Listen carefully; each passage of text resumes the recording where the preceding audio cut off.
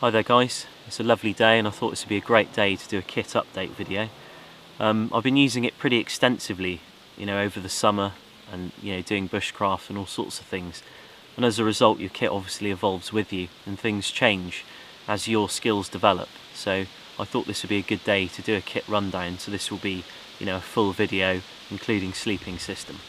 So going over the items that are on the outside of the pack and the pack itself, it's a Maxpedition Condor 2 in foliage green, and they're very good packs. They can be quite pricey, but for me, I've had this pack for 2 years. It's the only pack I own, the only pack I use for whatever I'm doing, and it's very good. And if you pack it right, you can get a lot out of it.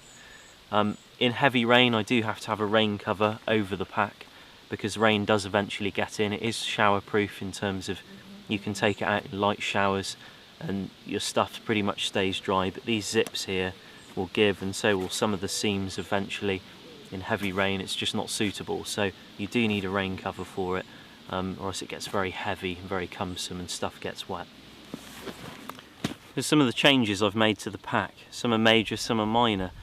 Some of the things that I would suggest you change is on the bottom of the Maxpedition Condor 2 you get these straps, and with the original the straps are absolutely tiny. They're pretty good for holding a really light summer sleeping bag if you squash it down. But if you've got some all-season sleeping bag or four-season sleeping bag and it's synthetic and it takes up a lot of room, you'll need to replace those straps. So a small change that I've done, if I just release these buckles at the back. This is my sleeping bag, by the way, and I'll go over sleeping kit in a bit.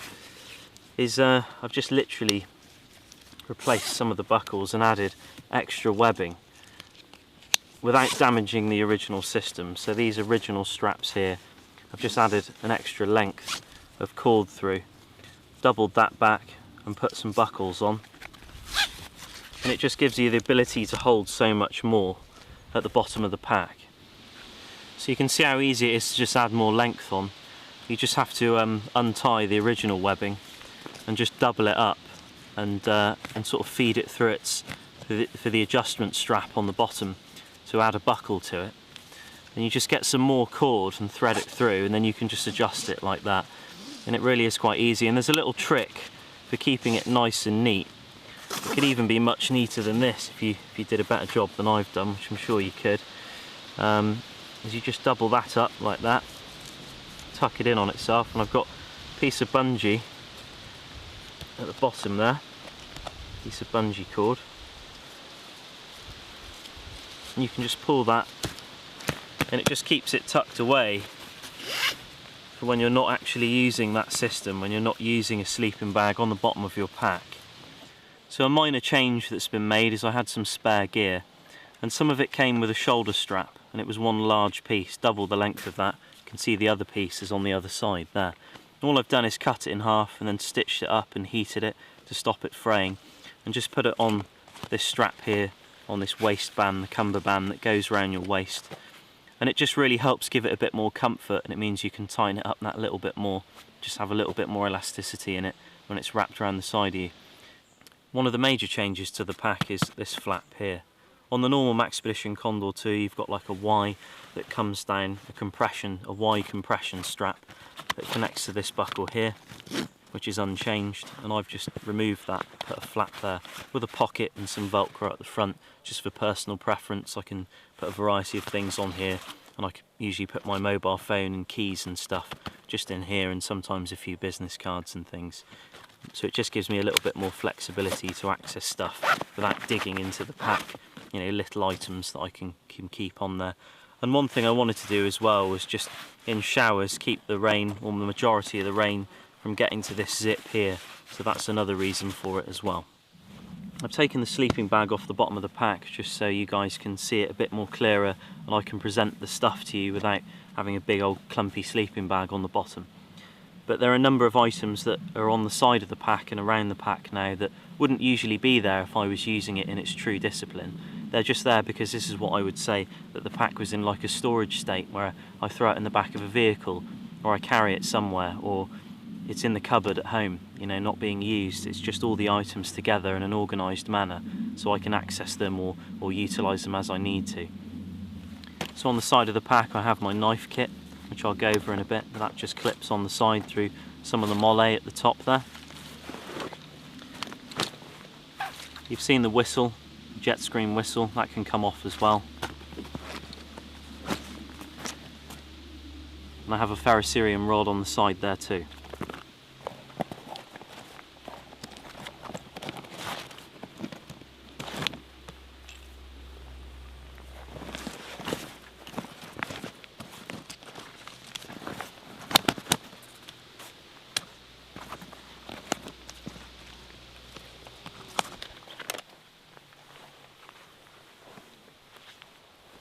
So as well as these items here that are on the side of the pack, there are a number of items that are in the pack as well that would come off and go on my belt kit.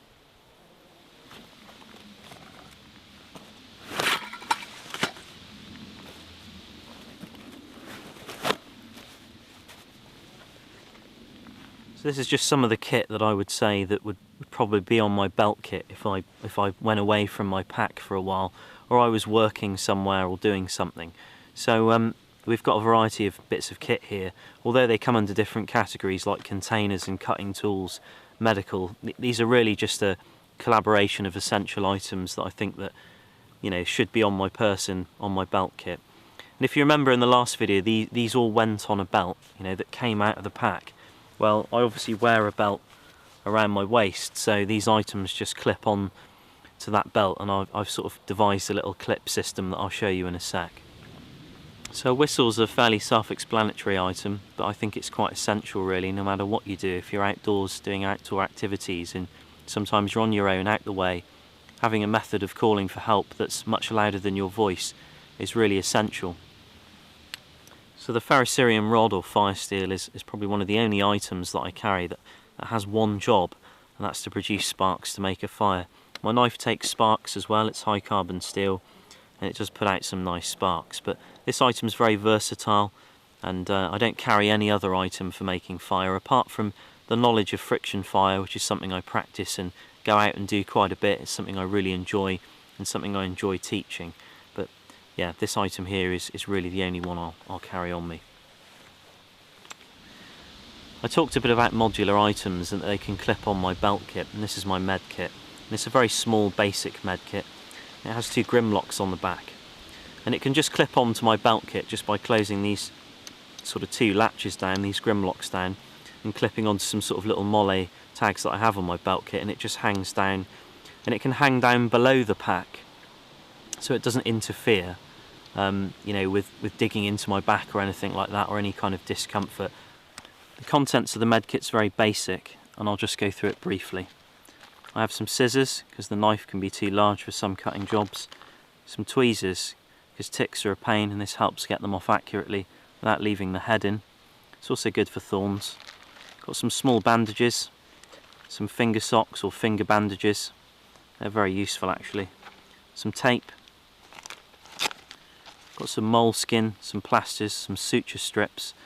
And I've also got a mirror, just because if I get something in my eye, or a cut on my face, or a thorn or something, and I want to be able to see what I'm doing. It's great for hygiene as well, for brushing your teeth and stuff, or you know, any kind of injury to the face, you can't really see your face. So having something reflective when you're out and about is really useful. And I've got some diarrhea pills as well, some Modium, just in case, you know, something goes wrong when I'm out and about. And I also have some safety pins. This is really part of the container set of my kit. And in here I've got a Guide Designs 32-ounce stainless steel bottle, and I've put a pot hanger on it just so I can suspend it over a fire and boil water straight in the container. And you can obviously take the lid off like so you don't burn that. And this is a fantastic bit of kit, thoroughly loved, thoroughly used, and probably my main container that I use. So we've got something else, and that's a titanium cup with a lid. So really just a cooking pot or a cup of some description that I can cook in or eat out of, and it's very useful, and it just lives in the same pack really as the Guide Designs tin, just because it just makes things a bit more compact when you're packing it away in your backpack. So the saw doesn't need a huge introduction. It's a Bahco Laplander. They're very good saws, quite proven saws really. Everybody uses them, lots of people do. This one's been well used, as you can see. And I've not replaced the blade yet. It's got a bit of a wobble in it, but if you tighten that, it usually sets it right. But it's a good saw, and there are other designs out there like Silkies, they're very good as well. But yeah, nice inexpensive saw to use, and it's lasted, you know, a few years and done really well. I've got a leather sheath for it, and I tend to stay away from leather just because I'm going through brambles a lot of the time, you know, usually with the tasks I'm doing, and leather tends to get slashed up real bad, and I have to sort of try and repair it and treat it, sort of seal up the wounds. But so Cordura is usually a lot tougher, but this one's really held out well, and I've been very happy with it. And much like you saw the Grimlocks on the back of the med kit clip onto those little bits of molle on my belt, you can see I've just added one there, and that just clips onto my belt as well and just drop hangs off, and it's very comfortable. So clipped on the side of the pack here I have my main torch. This is the only torch I use, and really the only torch I own actually. It's an LD22 and it takes AA's, 2 AA's, which is perfect for me because there's such an available battery to buy. It has 4 brightness settings, so the highest one's really good for lamping, whilst the lowest one's good for camp work, but it's a really good torch. In this pouch here I have a variety of equipment, not too much. But I've got some batteries here. I just carry 2 spare batteries normally for my torch, and I've found that just with the 4 batteries alone, so these 2 and the 2 in the torch, I've done a couple of weeks, you know, just being out doing basic bushcraft stuff. But if I go out hunting, I tend to use a lot more power, and if I'm out specifically lamping, I will take more batteries because obviously I'm using the torch on a higher setting. So another item I have is a head strap for the torch. You can basically fasten the torch on the side of this, and you can mount this on various things. I just usually wear it as a head torch, and it just means that this is a decent multifunctional item. So I've got a head torch and a normal torch that I can mount anywhere if need be. I do have some lip balm, and it does have a little compass, button compass on top. Believe it or not, I have actually used that. But if I'm going like up to the Brecons or something, or I'm actually going out and doing something where I need to read an OS map, I do have a more sort of formidable compass at home. But just as this item here goes, lip balm's usually one of these items you see featuring in lots of kits as a multifunctional item for lubrication and protecting metal and all kinds of things, and you can even use it to start fires. But for me it is just lip balm, and that's really all I use it for. I do carry some line and some weights of varying weight in terms of hooks, the weights themselves and the line. I used to do a fair bit of fishing. I don't do so much anymore, but I do shoot on a property with a river running through it, and it's nice to set up bank lines every now and then. One of the essential bits of kit I carry is a DC4 sharpening stone. This is a brilliant bit of kit, and if anybody's looking for a stone to take out in the field that's lightweight and very efficient, I would highly recommend this one, as it's inexpensive as well. But it has a diamond side, which is great for refinishing angles on blades, and a ceramic side for just putting that edge back on. And if you've got some leather on you or stropping material, you can, you know, put a razor's edge on your blade in the field quite easily and quite quickly. So this is the main knife that I use, and some of you have probably already guessed what it is just by looking at it. It's an SE6, and it's one of the only knives I own. I own 2 knives, this and an Opinel No. 5, which is a tiny little folding thing. I don't take that with me. This is the only knife I carry around when I'm out and about doing this kind of thing.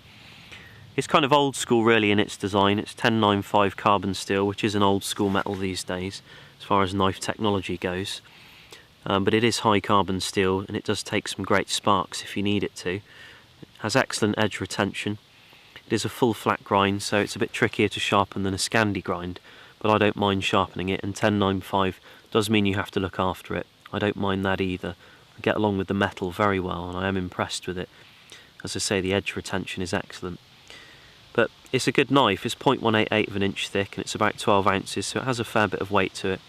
But given it's my primary bit of kit that I use more than anything, I don't mind that, and I don't mind, you know, looking after it and using it thoroughly. It's well loved, and it's a great blade. I'm very happy with it. It was quite expensive. It was about 140 quid, which for me is a lot of money for an item, for a knife. I've seen some knives cost 3-4 times that and been considered reasonable, so I guess it's just what your interpretation is of what you consider expensive or not. But as I say, this was quite an expensive blade, but worth it. you know, worth it because I use it so frequently. But I do have an axe. I was bought an axe about a year ago as a gift, a Granthus Brooks wildlife hatchet. I don't really carry the axe with me too often. I tend to just use a knife, a large blade knife and a saw for most of my jobs. The axe comes with me when I'm camping and I'm round the campfire for 2 weeks and I'm not budging, I'm not moving. But my main kit is just this piece of equipment here really, primary cutting tool. But it's an excellent piece of kit. You know, as a full flat grind blade, it's nice and long, so if it does get stuck somewhere, I've got that extra length to batten through things. And you've got double choils there, so you can work in close. I've made this edge here very shallow, whereas this edge here is quite steep because this is the main cutting edge, so the edge retention's a bit higher than this part here. But I use that for game prep and intricate carving, and this here is the primary bit of the knife that I use the most. But I really like this knife, and with the DC4, the ceramic side, and stropping on a bit of leather, you can literally take the hairs, you know, off your arm, and that isn't even that sharp really. It's actually been used quite thoroughly yesterday, so needs to probably strop it a bit more. But a good knife. So with the belt kit items on and the pack on, you can see how the two go together quite comfortably. You've got the med kit on a drop down, the same with the saw on another drop down.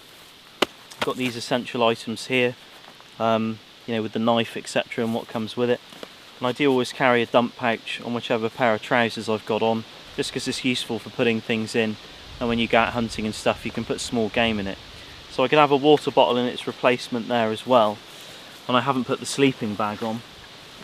But if I was on the move and I had the sleeping bag on, you can see that I'd have to rejig things round a little bit.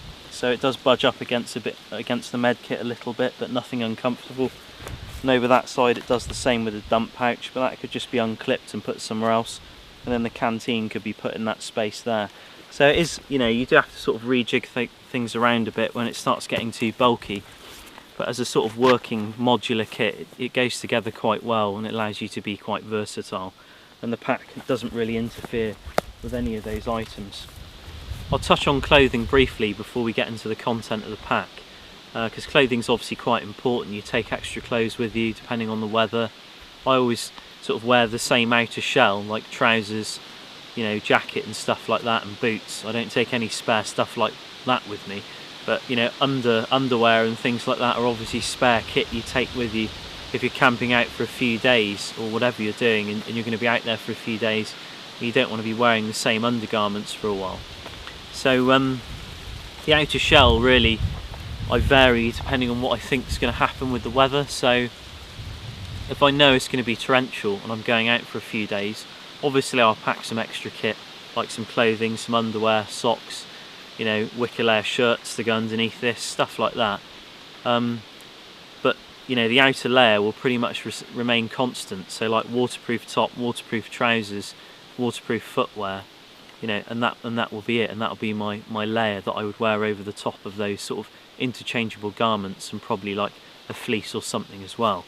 But these trousers are called Forraven trousers, I believe. I'll put all this in the description. And they are a bit overpriced, I'll be honest with you. I got them through work on the cheap, but they suffered the fate of getting burnt like some of my other kit. And I had to stitch this sort of knee pad, or I had the idea from another pair of trousers I had some like Cry Precision trousers. They weren't the real Cry Precision make, but if you are familiar with the military company Cry Precision, they think they designed our British camo, the multicam pattern. And they also do obviously an American multicam pattern. They design loads of kind of equipment, like military gear, and they had these these trousers with knee pads in. They're really expensive, and I couldn't really afford the real ones, so I found some cheap alternatives. So I took the knee pad section out and just stitched it onto the front of these trousers and built a strap system on the inside. So it kind of gives me the ability to save these trousers and also make them a bit more functional, because I'll be on my knees a lot, to have sort of knee protection. So moving inside the pack now, I mentioned what was in this front pouch, just personal items. So removing that flap, got this bottom compartment here, one of the main compartments, and I keep probably one of my primary things in there, which is my shelter, which is a DD tarp, a 3 metre by 3 metre in Coyote Brown. Used to have a multicam one, but got full of holes and got old, so I replaced it.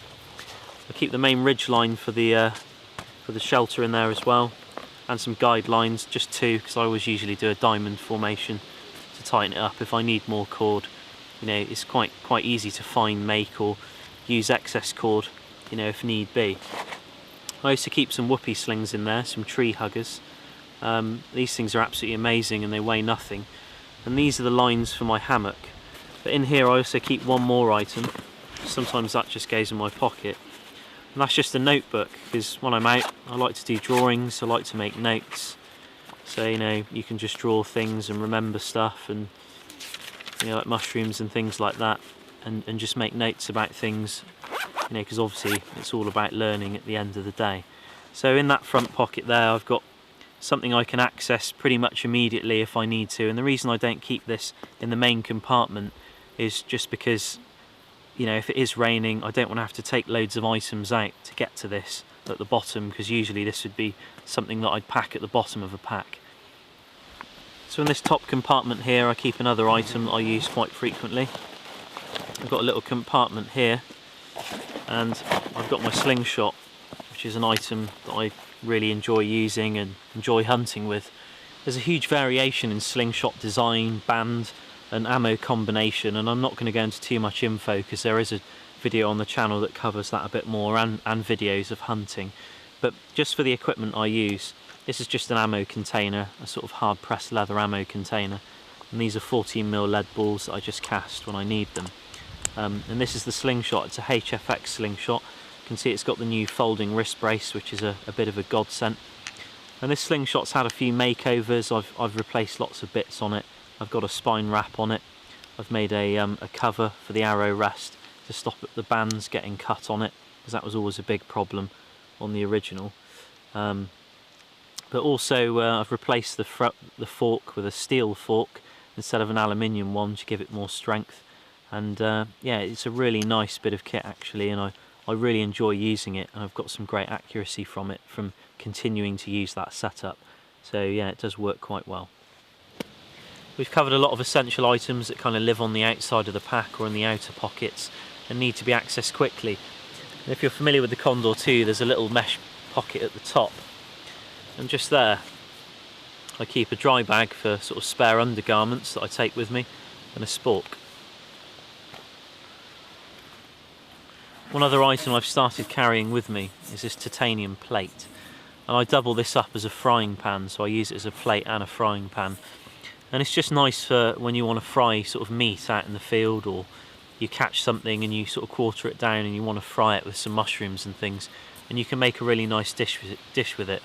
But I usually just make a handle out of whatever I find, so using the Laplander saw you can just cut a diagonal cut into a piece of hazel and slot it down, and it grips it really well, and you've got quite a decent handle. So it saves carrying, you know, extra weight really. It just means you've got to make something when you get out there.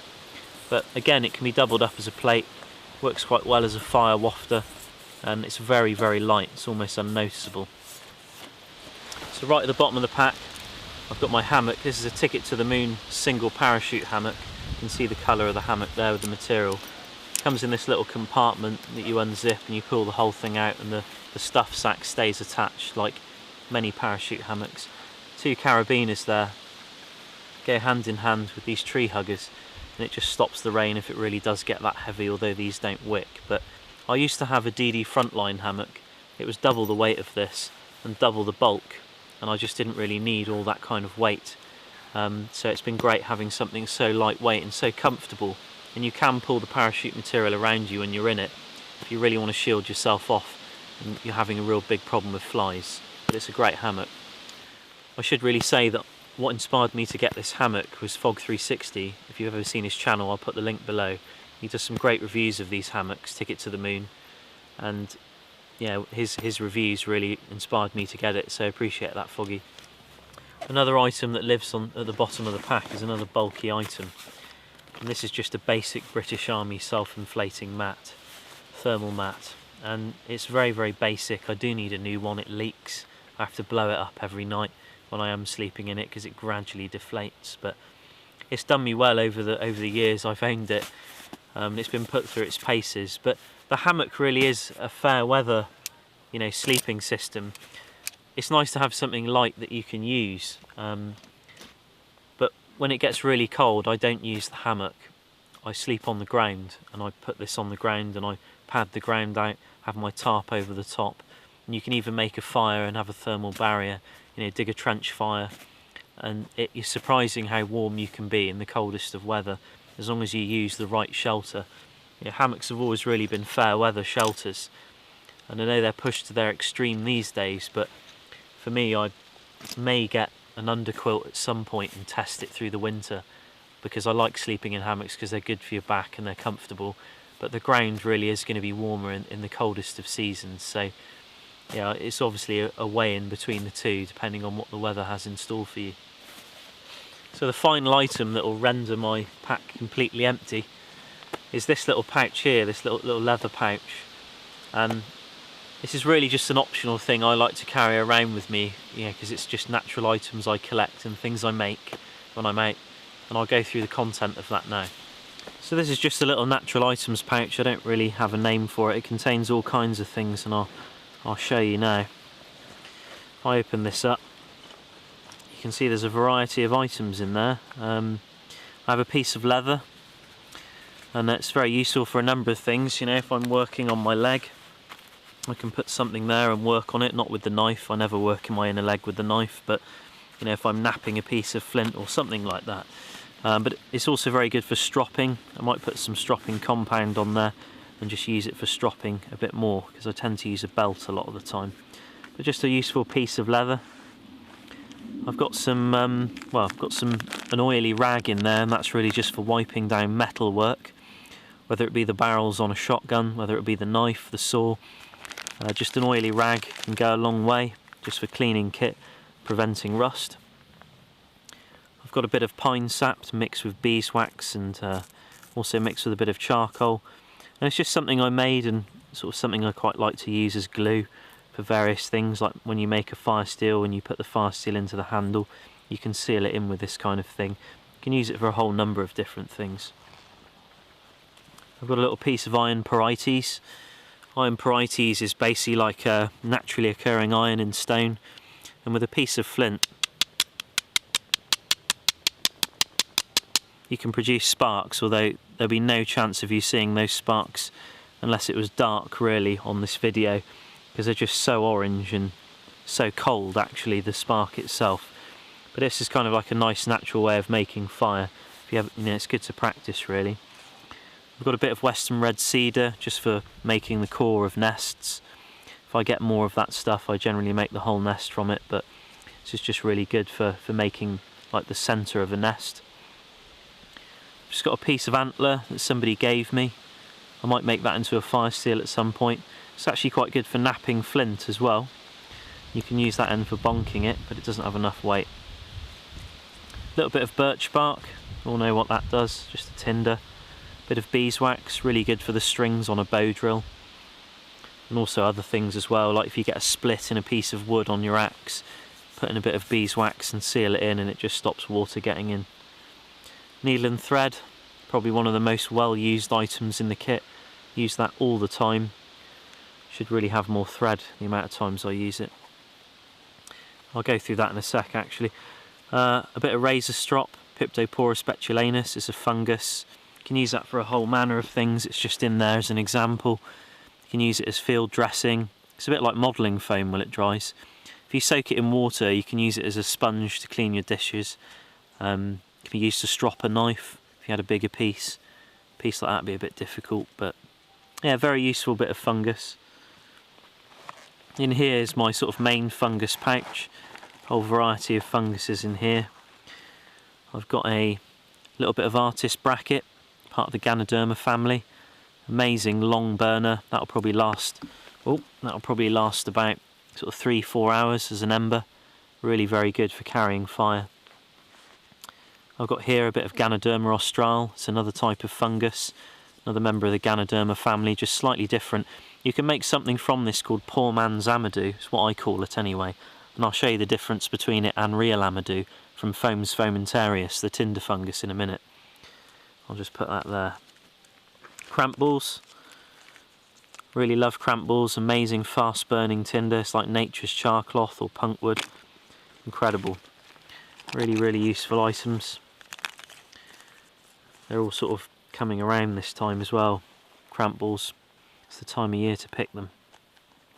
In this pouch is funguses I've processed. Now, I used to have some horse's hoof fungus, Fomes fomentarius, and I made some amadou from it. You can see the amadou there. And that's the kind of sort of material that when you fluff it up like cotton wool, you could put a sort of cold spark into from this iron porites and actually make an ember out of it. And that's what our ancestors used to do, and it's quite incredible really. But this is poor man's amadou, made from Ganoderma austral, which is that fungus there. You can see the difference in colour, and the fibres in this one are really strong, whereas that one, it's like cotton wool. It's really, really amazing actually. But you have to fluff that up a lot to get it to take a spark, and it will take a spark, and it burns a lot slower than the original amadou.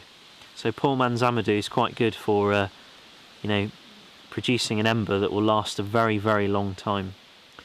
But that's it really. That's what's in my sort of natural items pouch, and you know, as I go off and do things, I generally find and collect stuff and put it in there because this is just where my interest is, and the pack is really just a medium to facilitate the type of things I need to do when I'm out or want to do. It's just a set of tools to make my stay more comfortable. So I'm just going to recap over all the items we've had a look at today, and we'll talk about how we can substitute some of these items, you know, for naturally occurring resources, which is ultimately what bushcraft's about. So I've got my containers to the right of me here. Guyt Designs bottle, good for boiling water in, good for carrying water. Got a little cup there which is great as a cooking pot, or I can just use it to drink tea out of if I want to, make teas out of, you know, various edibles that are around. Got a plate or a frying pan, you know, so I can fry meat or mushrooms that I pick, or you know, just eat out, you know, eat it, use it as a plate.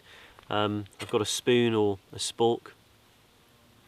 And I've got the little canvas pack there, the little sort of cordura pack, sorry, the Maxpedition dump pouch. I can use that to carry it in, or put that on my belt if I want to just have a drink, you know, while I'm working, or while I'm away from camp, walking around or doing something.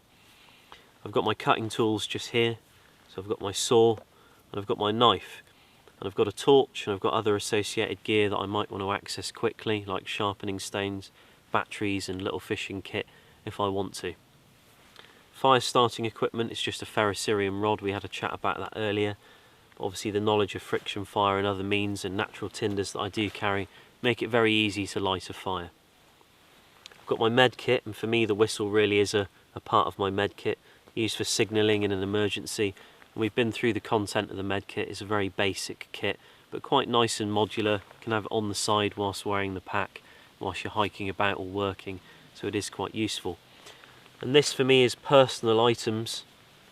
A dry bag for spare clothing like undergarments, as we talked about. A notebook for doing drawings, and I might be out looking at things, cutting a mushroom open, I want to illustrate something and get home and research it more thoroughly when I'm not like out in the field doing things. And it's nice to obviously make notes as well, because it's all about learning. A slingshot, because I enjoy slingshot hunting. It's something I've done for many years and I do like it, and it's my preferred means of hunting. Lead shot. You can use stones and pebbles, but there is a law in this country about the cruelty against mammals, and you want to be careful about using stones on things like rabbits and squirrels, because it can fall under that category. So I use lead shot, and I use that across the board. If you're going to use pebbles, just do some research and just make sure you're familiar with the laws before you go out and do these things. And this pouch here, this leather pouch, the natural pouch, has got maintenance items in as well. But it's got natural items that I use and pick up around me, and you know, things I'm just interested in and want to use at a later date and think that they're useful items. This is my shelter equipment over here. The tarp and the lines always come with me, whether I'm even out for a day, because I'm sitting by, you know, in the woods and I'm doing some carving, I'm making something. If it rains, the weather in England is pretty on and off. It's good to have a shelter to just put up. My hammock comes with me pretty much all the time as well. It doesn't weigh a lot, and it's nice to string up a hammock even for a day and just chill out in it if you want to take a break. I've got the ground sheet there. I may just try and repair that. I might not get a new one because that's served me pretty well, and it's not bad actually, and I've used it all year round. It's just a British Army one. I may change this gear in the future, as in I may get an underquilt, as I may have mentioned earlier, and try that through the winter and see how I get on with that. So that's just another change I may make. Another sort of minor change is making this smaller and putting it in this pouch here with the knife. So that is just another minor change that I might make in the future. I didn't talk about my sleeping bag. It's a Snugpack Softy 4. I think it's rated down to -10. Comfort's -15. Sorry, Comfort's -10. Extreme is -15.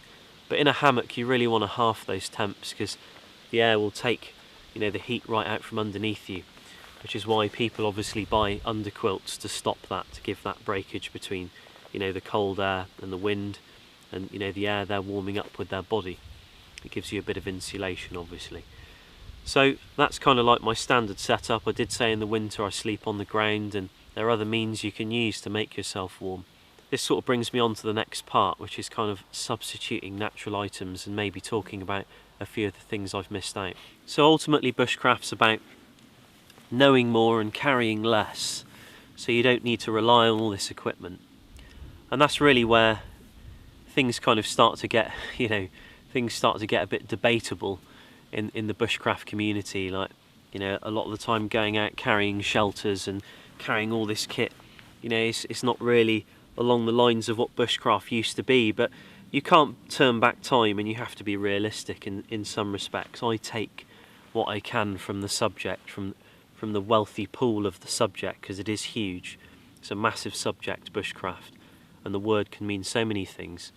I take what I can from it and apply it in a realistic sense to what I have and what I'm able to do with the time I have, and all that kind of thing. So although I may have like a shelter ready to go out and use, and I have all this kit here, like these containers and things, that doesn't mean I don't go out and I don't sleep in a natural shelter and dig a trench fire and make a thermal barrier. And I have been warmer in natural shelters with that setup in minus conditions than I have been in any of this kit. But it's not something I do all the time, because it's not something that you always have time to do, to go out and make a natural shelter and sleep in it every time you go out. It's nice to have a kit that you can use and depend on, but also have that supporting knowledge to go with this kit, which is the main thing I think that's important. Having the supportive knowledge to go with all of your equipment is really fundamental. And I think if you're a survivalist, if you're into bugging out or making bug out kits, then it's no different. Whatever your environment, have some supporting knowledge to go with your kit, and then if you lose something or if something breaks, it doesn't matter, because you can go and build a natural shelter. You can make a fire by friction and find tinders and harvest them, and and all this kind of thing. You can cook in a pit oven, and you can purify water by stone boiling. But this is all the kit I own. And some of this stuff is real high value kit. And you don't need to have this kind of high value kit if you want to start doing bushcraft. I know people ask me questions like, I want to buy a Maxpedition Condor 2, but it's £100 and I can't afford that. Well then, you don't need to have a Maxpedition Condor 2. You could buy a £12 canvas bag on eBay and it'd be just as good. It's just personal preference, and it's just about how long you've been doing things and how things move forward for you. I've built this kit up over years and years. I think I started putting together survival kits, when I was like 15 years old. I was really into it. I was going out and making kits and stuff. And over that kind of time, things change. And I don't like waste. I'm sort of quite against waste. We live in a very wasteful society. And it's nice to have a kit that lasts through the ages, really. All this kit is really durable. It doesn't have a very short shelf life, and it lasts a long time, and I don't need to be repairing it all the time. But you may have noticed that I missed out talking about hygiene. Well, that's one of the areas where I utilise natural stuff. So For example, this is sphagnum moss, and I use this as toilet paper almost all the time, all year round. It's really good, and you can even boil it and hammer it down and flatten it out, and it makes a really good toilet paper for sort of, you know, just carrying with you. You can use this in leaves, obviously, from spring towards the end of summer. You've got large leaves around that you can use, probably not so much in the winter. But sphagnum moss is a great substitute for toilet roll. And you know, and you don't need to burn it like you would with toilet roll. I usually dig a drop hole, you know, do my business in it, use this, fill it in, soil on top, and I just make a shovel out of a stick by cutting away with the knife, just batten a shear off, and just make a flat to dig with. But yeah, with other methods of hygiene like brushing your teeth, I tend to just go with like the chewing policy, like thistle stalk. If any of you have watched the wild edibles video I've done, I've mentioned a lot of medicinals in that you can use. You know, like thistle stalk, you can chew on that all day, it'll clean your teeth. Herb Robert's great as mouthwash. So self-heal, hedge woundwort. And there's loads and loads of backup medicinals you can use before you even use your kit. If I'm out working and I get a little cut, I tend to not even use a plaster. I'll get some hedge woundwort if it's available that time of year, and just put it on, and it stems the flow of blood very quickly. The same with razor strop. You can use that to clean your skin. If you've got cuts and things, the rough side's very good for that. There's a wealth of natural resources out there that can accompany what you do in bushcraft. So you can have a base kit, but you don't necessarily need to depend on it. And if you do need extra items like cordage and food, and you want to make tea, you don't need to take tea bags. You can just use some leaves and flowers from various things and make a decent tea, which is probably more nutritious than what you can, you know, buy off the shelf. And yeah, that's just my psychology on all the kit I've got, just so you get an idea of where I kind of stand with it and what my thoughts are about bushcraft and how I use it in what I do. So guys, I hope this video's been helpful. I hope it's outlined the pack quite clearly, allowed you to see all the equipment and how it works. Thanks for watching, and I really appreciate your interest. Obviously I wouldn't have done this video if I hadn't been asked to do it, and hopefully be more videos to come, and I appreciate you watching, and thanks again guys.